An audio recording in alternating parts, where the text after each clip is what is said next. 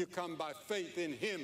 He was called America's pastor, a minister in the old-time tradition of Southern U.S. Baptists who built a mass following worldwide, travelling the globe and taking to the airwaves as no religious leader had ever done before. He had no home church, no regular congregation, no church hierarchy, except the one he himself created.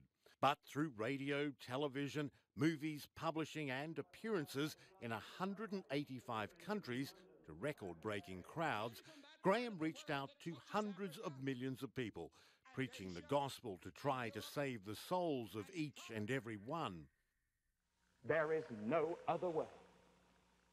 Man cannot be saved by bread alone. Billy Graham was born in 1918 and raised on a dairy farm in Charlotte, North Carolina, a time and a place familiar with travelling preachers who would visit long enough to try to revive the community's faith in Christ. Graham attended a revival meeting when he was 16. He became a minister and launched his own revivals. I do not believe that any man can solve the problems of life without Jesus Christ.